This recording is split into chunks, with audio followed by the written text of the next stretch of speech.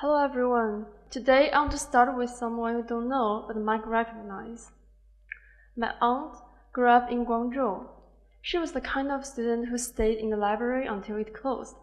She got into a top university, landed a competitive marketing job, and worked harder than most people I've ever met. But after she had 2 kids, everything changed. Her promotion speed slowed sharply. Important client projects were always assigned to her male colleagues without childcare responsibilities. Unlike those men who could stay late and respond to work at any hour, she had to rush home to take care of 2 young children every evening. After years of struggling to balance work and family, she finally chose to resign from her management position. This story isn't unique to my family. A classmate of mine told me his mother was a capable office supervisor. When his elder sister faced the high school entrance exam and needed full-time company, she also handed in her resignation voluntarily. For a long time, I simply saw these women make their own personal choices to prioritize their kids. But the 2023 Nobel laureate in economics, Harvard professor Claudia Goldin has a different answer. And once you hear it, you can't unsee it. What happened to my aunt and my classmate's mother was never a voluntary personal choice. It was a flawed labor system, a system with a name: greedy work. Today, girls outperform boys in school, earn more college diplomas, and enter the workplace with equal talent and ambition. But as their careers advance, a stark divide emerges.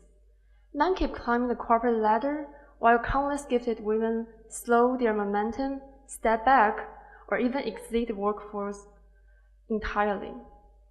For decades, society oversimplified this imbalance, writing off the gender pay and promotion gap as a product of women's personal choices or insufficient dedicated to work.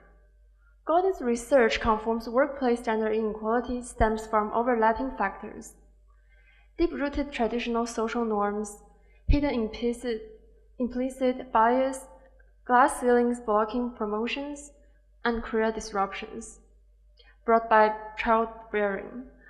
Still, she pinpoints one decisive, widely overlooked structural driver: a modern labor trend she coins greedy work. So, what exactly defines greedy work? Goldin lays out a clear distinction. Regular jobs reward effort in a linear fashion, extra hours being proportionally higher pay.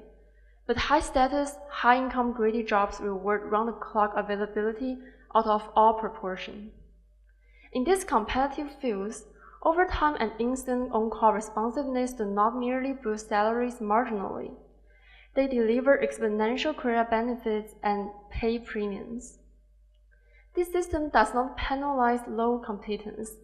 It penalizes any lifestyle that cannot offer unlimited, unreserved time for work. To demonstrate how this mechanism operates, Goldin's research team ran a landmark 16-year longitudinal study tracking top MBA graduates. The data speaks volumes. At career launch, male and female graduates earn nearly identical salaries. As years pass, the pay gap widens steadily. A 30% divide 5 years post-graduation, swelling to almost 6% after 10 to 16 years. Strikingly, the average weekly working hour gap between men and women sits at only 6 hours. Goldin stresses this critical point. These 6 hours alone cannot account for the full gender disparity. Yet they vividly illustrate how greedy work magnifies every pre-existing gender disadvantage. Childbirth, heavy caregiving burdens, and ingrained social gender expectations all leave women less capable of sustaining endless overtime and full-time on-demanding availability. Greedy work then magnifies these minor time differences into massive, lifelong career inequity.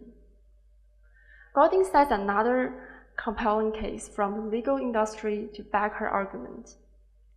Demanding big firm legal roles pay 5 times more than flexible legal positions. Even though their actual workloads do not differ fivefold. This lays bare the core logic of gradient work. It rewards total devotion and constant accessibility, not the sheer volume of completed tasks. This pattern is not exclusive to Western law firms. I witness it everywhere in the internet industry of my first-tier city. Many major tech companies adopt the 6-day workweek system, and staff are expected to reply to work messages instantly after midnight or on holidays. Even if you finish all scheduled tasks before leaving the office, you will lose promotion chances if you refuse to stay late or be on call all the time. This local overtime culture is exactly the domestic version of Golding's greedy work. Why does this framework disproportionately hold women back? Golding's landmark conclusion answers this perfectly. Uneven household labor creates unequal labor market outcomes. Compared to men, women still shoulder the bulk of unpaid domestic labor, childcare, elder care, and endless daily household chores. These invisible, uncompensated burdens, compounded by the physical and career costs of childbearing and long-standing gender stereotypes, kept women's flexible working capacity. Men's family lives typically serve as a support system for their careers. Women's family responsibilities, by contrast, constantly restrict their professional growth. Golding's research provides a powerful counterexample to prove her theory. Pharmacists. Pharmacy roles feature high substitutability, flexible schedules, and task-based compensations. Rewards rise linearly with output, and choosing part-time work carries almost no professional penalty. Unsurprisingly, pharmacy boasts one of the narrowest gender pay gaps among all high-income professions. This evidence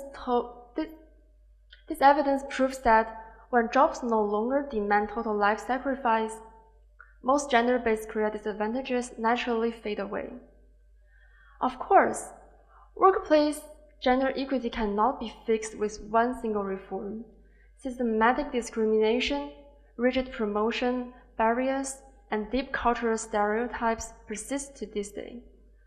Golding briefly puts forward 2 actionable solutions: equalize household care labor and adjust workplace assessment to value output instead of endless overtime. As a 17-year-old girl in Shenzhen, this research didn't just give me a new framework for understanding the world. It changed the questions I ask. While I watched my aunt or my classmate's mother, I used to ask, why didn't they fight harder? Now I ask, what kind of system made fighting harder feel impossible? That shift matters, because if we keep asking the wrong question, if we keep telling women to be tougher, more strategic, more willing to sacrifice, we will keep getting the wrong answer. So here's what I want to leave you with.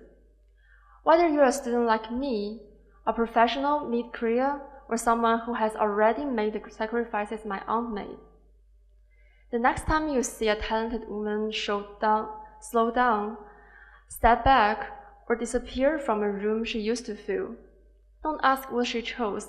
Ask what the system made impossible for her. That question is where change begins. Thank you for listening.